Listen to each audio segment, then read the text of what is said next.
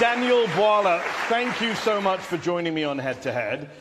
Nigeria is a proud, sovereign, independent nation, a powerhouse in Africa. So why did you just let Donald Trump and the United States bomb your country on Christmas Day? The United States government did not bomb our country. The decision by the US government was anchored on the intelligence sharing between Nigeria and the United States and the agreement on the operation. So Donald Trump just didn't bomb Nigeria on his own whim? No. The US Secretary of State, Marco Rubio, called our own foreign affairs minister when the decision was made that that was the time to strike, and the foreign affairs minister got in touch with the president. So this was a joint operation, you're saying? Yes, it was a joint operation. On the Nigerian... What I don't understand is, how can it be a joint operation? Yeah. Donald Trump says that there is a genocide going on against Christians carried out by Muslims with your government turning a blind eye. You've called that narrative a hoax. You said it creates discord in Nigeria. Right. So when Donald Trump says he's bombing Nigeria to protect Christians from a genocide, is he lying? We both disagree as to whether the so-called genocide in Nigeria was against Christians. We believe that it is a targeted killing by insurgents, Boko Haram bandits, and all of these criminal elements against the people of Nigeria, Christians, Muslims, and those who have not identified with any religion. Donald Trump believed it is Christians. We now felt, rather than arguing about whether it is against Christians or not, there is one area we both agree, that we have a joint interest in the fight against terrorism. But you're fine with the fact that his motivation is something you disagree with? You think it's a hoax? Yes, because... So when Donald Trump says there is a genocide against Christians in Nigeria, is he telling the truth? It is a half-truth, in the sense that, yes, Christians have been affected, but the whole truth is that both Christians, Muslims, and those who have not identified. I said the narrative of Christian genocide was a hoax. He's pushing it. That's his opinion. Everybody's entitled to it. Is he right or wrong? We believe there is a targeted killing of all Nigerians. Evidence has shown. And that is where we are focused on fighting terrorism. So let's talk about the terrorism. Right. Trump claimed he targeted, quote, ISIS terrorist scum. Right. And every camp got decimated. But a lot of investigative reporting on the ground shows that few, if any, combatants were killed. Some bombs landed in empty fields. A local leader in one of the districts said, the same militants we knew are still there, loitering around our communities. No, there were killings of terrorists. That's not what local leaders So are I can call local television that testified. Arise News did, Channels Television did. Okay. So there was the killing of terrorists. Well, you're not on the ground, with place. respect. No, I didn't. Al-Haji Bunu, who's a traditional ruler in the district, says, we saw no dead bodies, even where the bombs fell. Those are his words. No, because the bomb didn't fall in the town. It was at the camp, that enclave, where they gathered. Are you okay with having the Americans bomb Nigerian people's homes? I'm not aware of that one. You're not aware of Morenike Saka, who said, I began to scream for help. I had to crawl my way out of the room. The missile tore through her apartment building, according to the Washington Post. How about Musa Soliu? I was in my room. I was buried under the ruins. I don't know how to restart my life. My belongings are destroyed. Houses were not destroyed. Are you telling us that Nigerian citizens are lying about being bombed by the US? I am saying that the military operation that was conducted on that day was targeted as terrorists, and we hit them. You have a history of not hitting terrorists and hitting civilians. You know that, right? Your country. I'm not aware. Oh, well, on December 21st, the Nigerian Air Force said that they handed over compensation to people who were hit in an accidental airstrike on Christmas Day 2024. Do you just bomb every Christmas? When and when? Christmas Day 2024 and Christmas Day 2025. I dispute that fact. We'll take it up with the Nigerian Air Force. Let me ask you this. Since President Tinubu came to office in 2023, the situation has worsened in your country. You have a mixture of militant groups, you have bandits, you have clashes between herders and farmers. We also have Nigeria is now of foreign interest in Nigeria. I'm sure. Nigeria is now the 5th deadliest country in the world. Are you proud of that record? I acknowledge the fact that we have insecurity in Nigeria, and until the hoax narrative of the Christian genocide, then we began to see back-to-back attack in Nigeria. We had, for the first 2 years of the president's administration, a substantial peace in Nigeria. Actually, the number of deaths went up on the president's watch. After this incident of a Christian genocide. And by the way, when did that begin? There is no country of the world today that is free from insecurity. No, there are parts of London you can't go in the evening.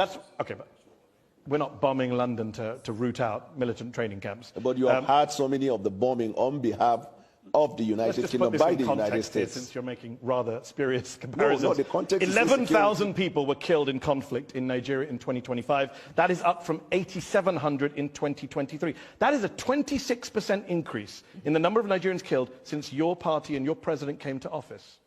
That's a pretty awful record. It's awful. And we're fighting hard day and night. But that's one of the reasons why the president traveled to Turkey, where we had bilateral agreement to deal with insecurity. That's why we're cooperating with the United States of America. That's why we're cooperating with any country of the world. The reason is because since 9/11, terrorism is a global phenomenon. Agreed. And so every country is involved in it. But it's getting worse in Nigeria. That's the problem. I can't say it is getting worse. You just agreed with me when I gave you the numbers. No, I said 8,700 killed in 2023, Right. 11,000 killed in 2025. That's getting worse.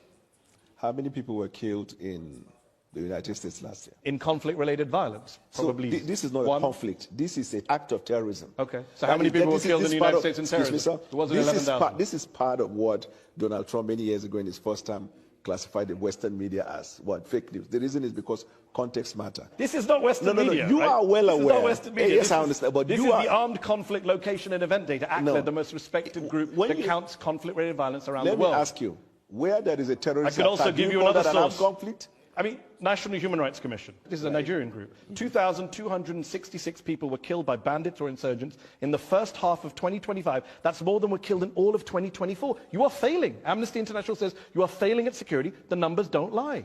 It's unfortunate, and as a government, And it's getting worse. we're working day and night And to it's deal getting with worse. that situation. I don't agree to the fact that it's getting How worse. can it not get worse if more people die in 1 year than the previous year? Context matters. What's the context? The context is not getting worse. What? Yes. The context is not getting worse. The context is that it is not getting worse because you see, this is a water, right? Okay. If you have the water half, you could say half glass filled or half empty. Yeah. Isn't it right? Yeah. So the Western media always see Nigeria, Africa, and some of the activities in Africa as half empty. Excuse me.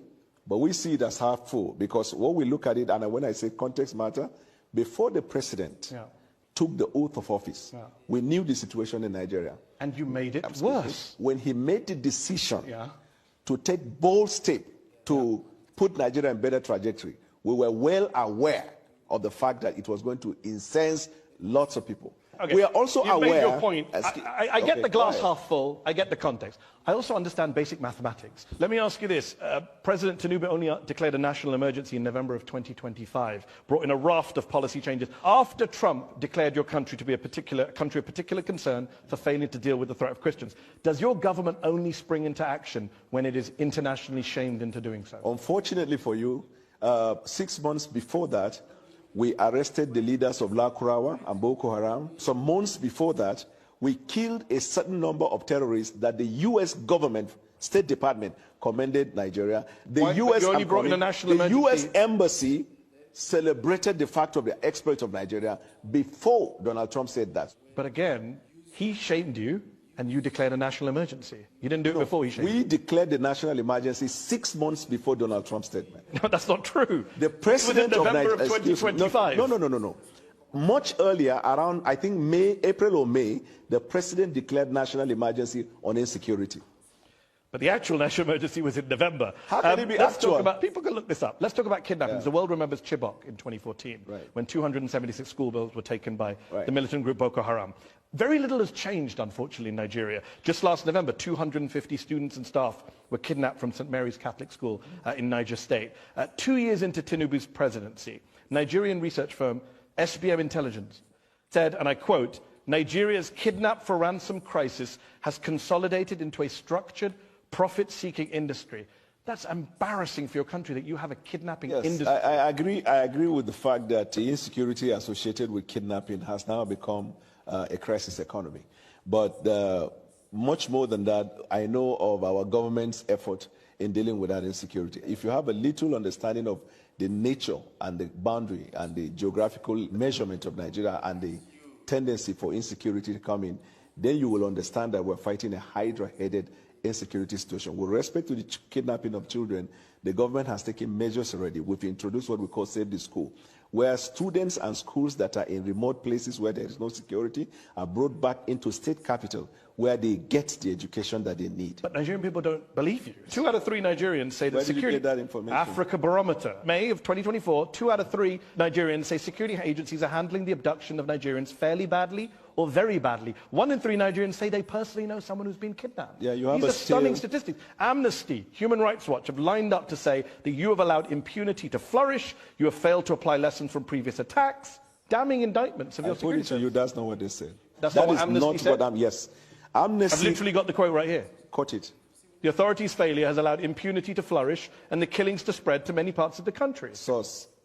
Amnesty International, February 8th, 2026. Well, I'm not aware of that one. You're not aware of that one? I am At aware. The weekend, I'm aware. At the weekend, you put out a video to music of you and a team researching and prepping for this show. And yet every time I've asked you something, you say, I'm not aware of that. What were you researching in that video? You're really funny.